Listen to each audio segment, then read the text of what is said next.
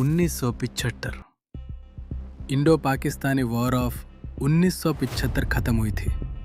India pressure में था।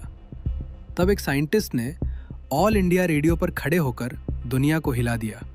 उसने कहा, मुझे परमिशन दो, मैं 18 महीने में इंडिया को न्यूक्लियर पावर बना दूंगा। लेकिन सोचो, जिस देश के पास लिमिटेड रिसोर्सेज थे, जो नए नए आज़ाद हुआ था, वहाँ से ऐसी बोल्ड स्टेटमेंट।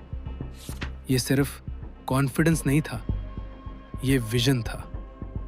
लेकिन सिर्फ 3 महीने बाद सब कुछ बदल गया।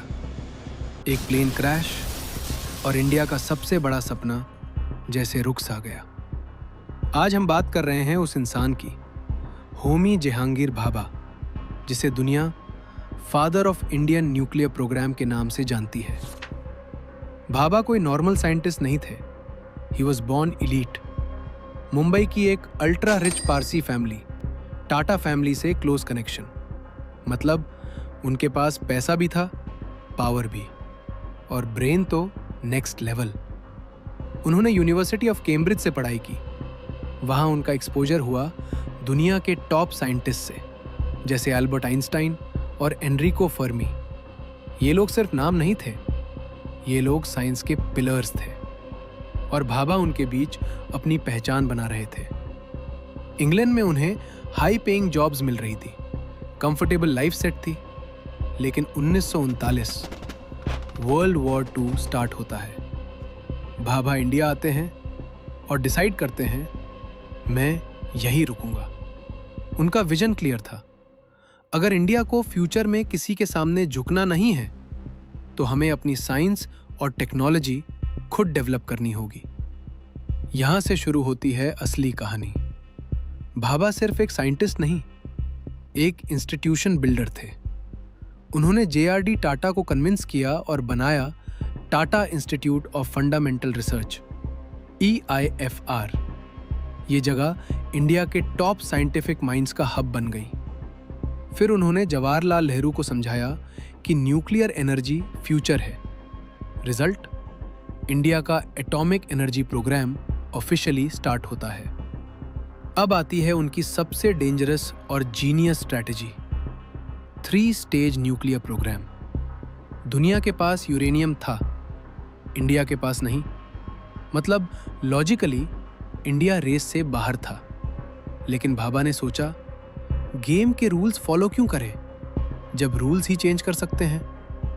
उन्होंने फोकस किया थोरियम पर, जो इंडिया के पास दुनिया में सबसे ज्यादा है।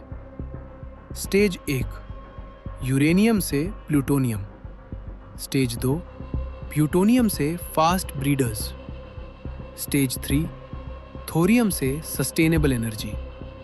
ये प्लान सिर्फ साइंस नहीं था, ये लॉन्ग टर्म जियोपॉलिटिकल स्ट्रैटेजी थी।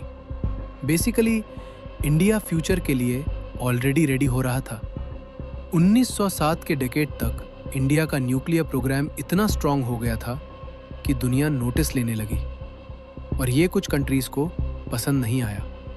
फिर आता है वो दिन, 24 जनवरी 1966। Air India flight 101 Kanchenjunga Alps के ऊपर फ्लाई कर रही थी। सब नॉर्मल। फिर सडन क्रैश।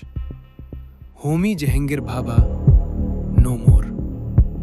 ऑफिशियल रिपोर्ट कहती है पायलट एरर। लेकिन सालों बाद एक former CIA officer Robert Crowley ने एक इंटरव्यू में हिंट दिया, इंडिया का न्यूक्लियर प्रोग्राम ग्रो कर रहा था और हमें उससे रोकना था। क्या यह कोइंसिडेंस था या प्लान्ड एलिमिनेशन? सच क्या है, ये आज भी मिस्ट्री है। लेकिन एक बात क्लियर है, टाइमिंग सस्पिशियस थी। भाभा के जाने के बाद इंडिया का न्यूक्लियर प्रोग्राम स्लो हो गया। वो मोमेंटम जो उन्होंने बिल्ड किया था, वो ब्रेक हो गया। लेकिन उनकी लेगेसी नहीं रुकी। 1974 में इंडिया ने अपना पहला न्यूक्लियर टेस्ट किया, पोखरण 1, और 1998 में पोखरण 2 के बाद इंडिया ऑफिशियली न्यूक्लियर पावर बन गया। ये सब भाभा के विजन का रिजल्ट था। वो खुद नहीं थे, लेकिन उनकी सोच सिस्टम में जिंदा थी। होमी जहांगीर भाभा ने हमें सिर्फ न्यूक्लियर टेक्नोलॉजी नहीं दी, उन्होंने हमें एक माइंडसेट दिया, सेल्फ रिलायंस का, सेल्फ रिस्पेक्ट का। उन्होंने सिखाया अगर रिसोर्सेस कम हैं तो कंप्लेन मत करो, स्ट्रैटेजी बदलो। आज इंडिया जो न्यूक्लियर अम्ब्रेला के अंडर सेफ है, उसकी फाउंडेशन भाभा ने रखी थी। तो अगली बार जब आप मेड इन इंडिया या आत्मनिर्भर भारत सुनो तो सिर्फ स्लोगन मत समझना, उसके पीछे एक विजनरी का खून पसीना है, एक ऐसा इंसान जिसका दिमाग अपने टाइम से डेकेड्स आगे था। अगर आपको ये स्टोरी पावरफुल लगी तो इसे शेयर करो, क्योंकि ऐसे लोगों को याद रखना ही असली रिस्पेक्ट है। मिलते हैं नेक्स्ट वीडियो में। जय हिंद।